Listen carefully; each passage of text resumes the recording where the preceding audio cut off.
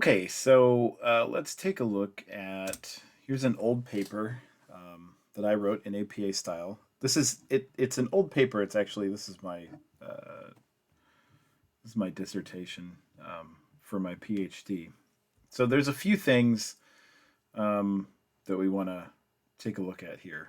This is going to be basically what your title page is going to look like. However, this thing up here, the running head, that you don't need. That's in the newest edition of the APA style guide. They say you can have this or not. Back when I wrote this, it was like you definitely have to have this. But the new edition just came out last year, um, so you don't have to have this anymore.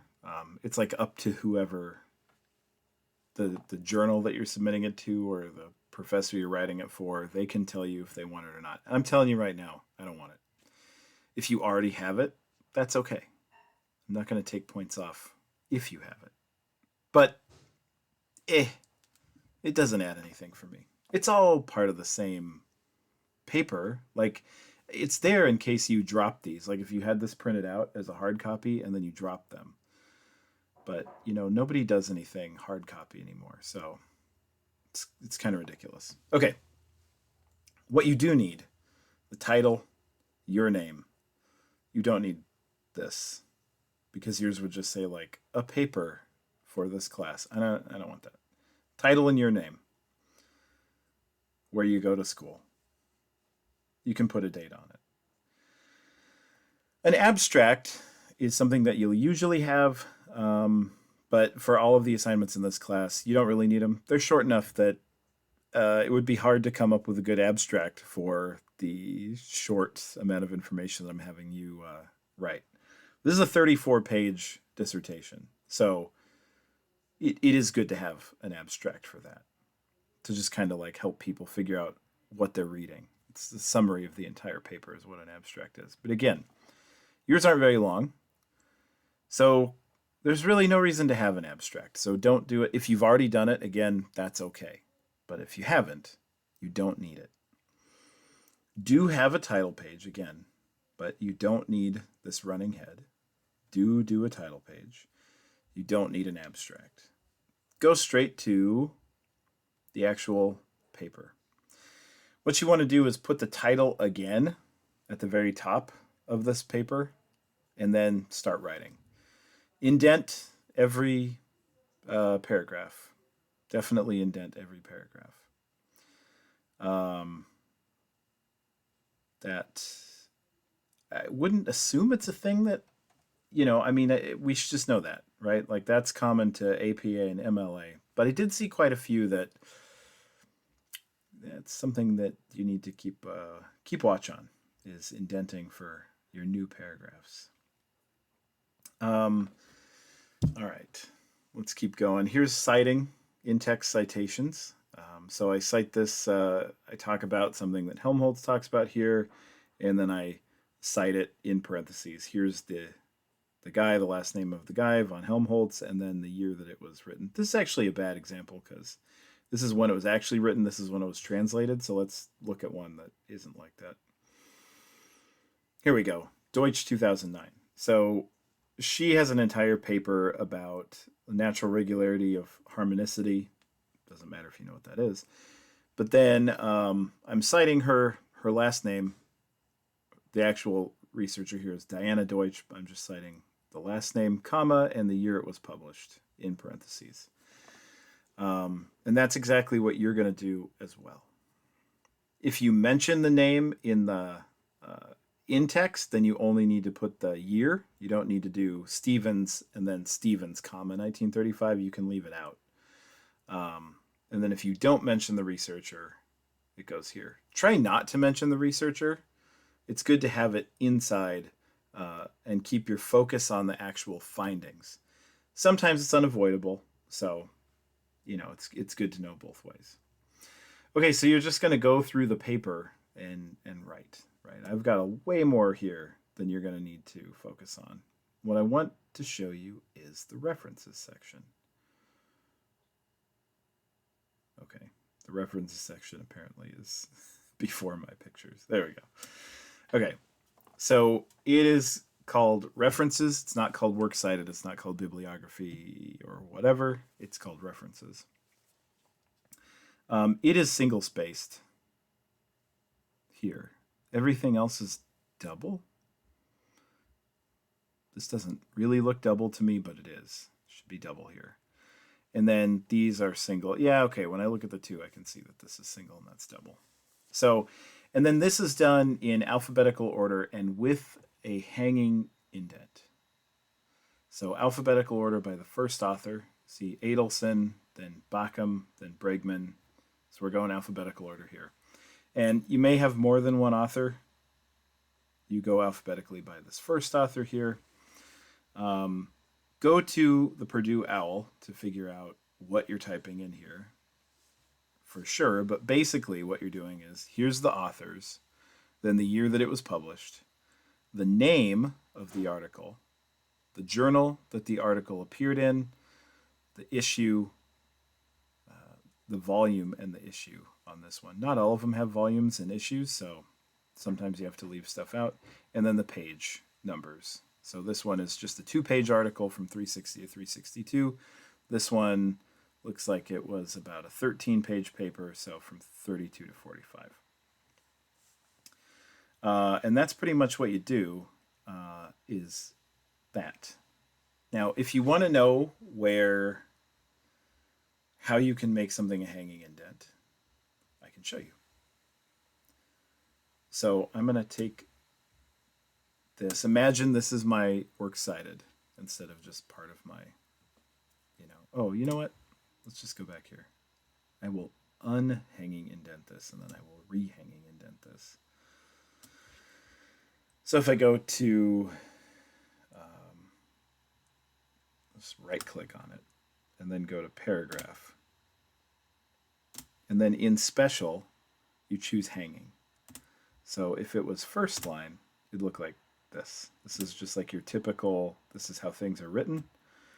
So you don't want it to look like that. You want to highlight it all, right click, go, what? Go to, what? I've got track changes on. So what I have to do is accept this. This is probably not a problem you'll have to deal with. Okay, so it's going to look like this. This is your typical, this is how usual paragraphs look. So you're going to right click. There we go. See, we have format paragraph is what you're going to click on. So you right click, then click on paragraph. Then in special, you're going to click on hanging, then click OK. And then it should change it to this, where the first line is not indented, and then every other line is indented. And then, of course, I have to accept my changes again. Okay, so that's that. Remember, this is single-spaced. I have a little bit of space here between the paragraphs, and you don't need that. That's actually an error on my part. But then up here, you want it to be double-spaced. So the actual writing that you have is double-spaced, but the works cited is not. The references, I should say. Okay, let's go to this slideshow here.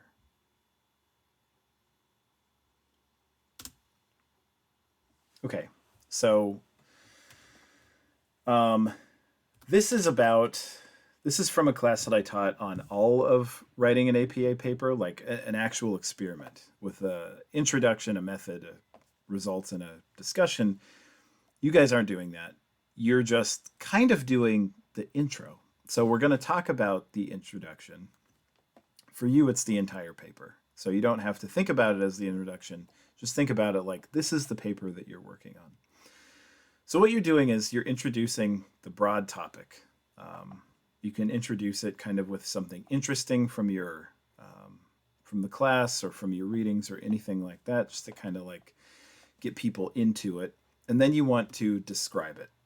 You're going to describe the relevant background research to guide the reader from a very broad, understand. They have maybe no understanding, right? Assume that they don't. All that they know is this interesting thing that you've kind of drawn them in with. And then you want to lead them from no understanding to a more specific understanding of what you're talking about. If it's autism, assume they know nothing about it and talk about like what is autism. The first sentence might be something interesting to draw the interest.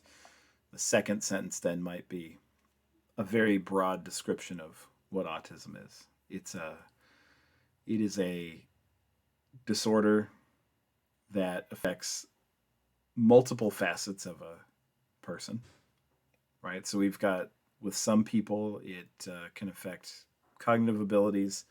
With some people, it can affect communication. It often affects communication abilities. And then you can go deeper into each one of those. It is going to demonstrate your expertise with the topic that you're talking about.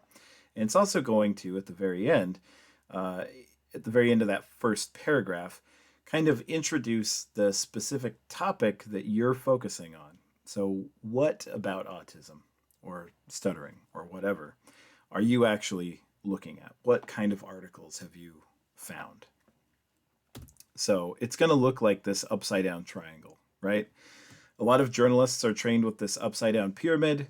So if you read anything on a news website, or if you are my age or older and you remember a newspaper, then they do that in there too. I don't think I ever read it as an adult. Maybe the state press when it was actually printed, but it was always like I was a kid and I remember my parents reading the paper. Anyway, what journalists do is they start really broad. Why? Because they have to assume that nobody knows anything that they're talking about. It's news. It might be something totally unknown.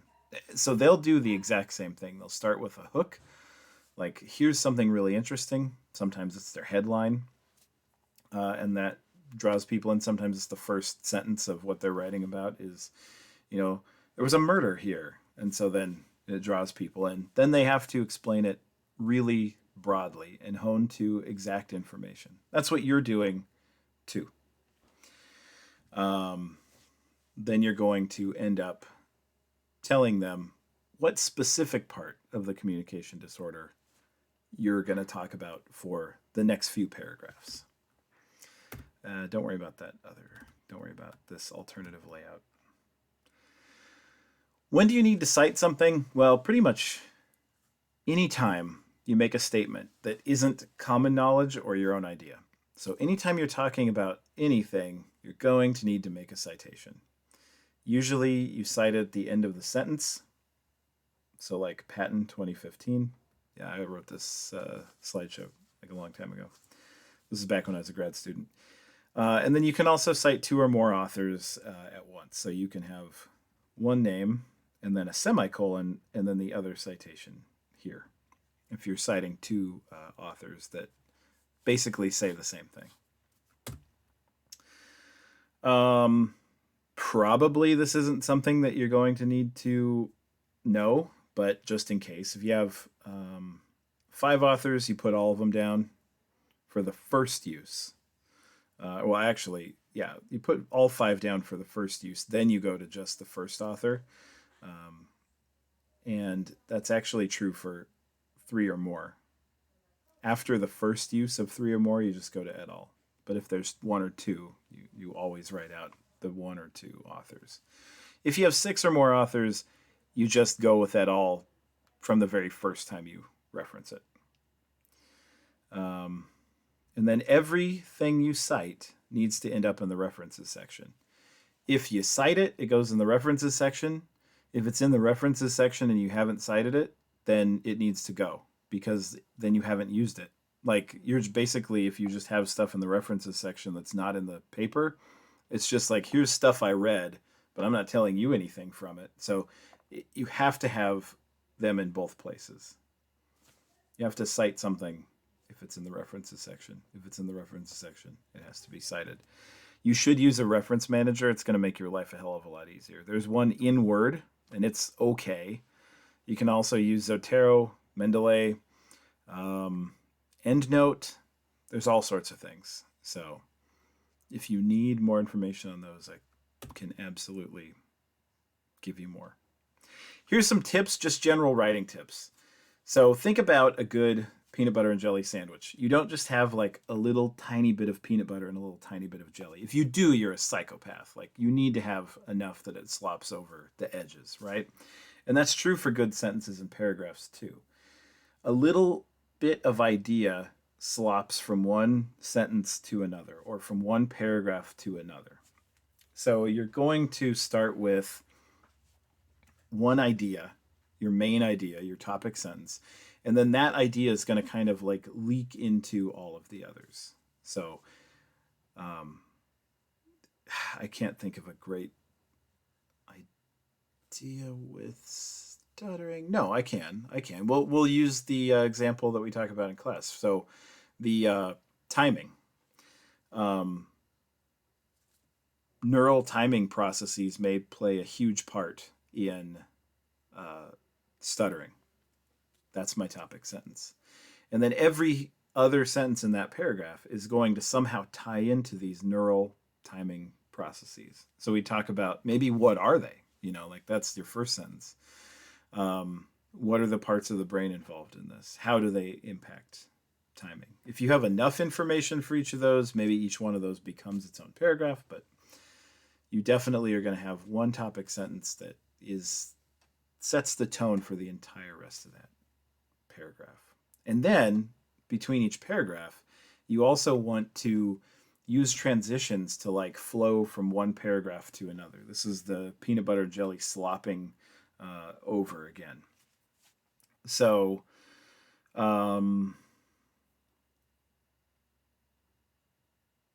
this is what the example that I have here is just looking at allowing ideas to permeate between sentences, but this will hopefully give you an idea of what works between paragraphs as well. So the first, music that violates simple harmonic ratios tends to be perceived as less pleasant than music that adheres to this convention.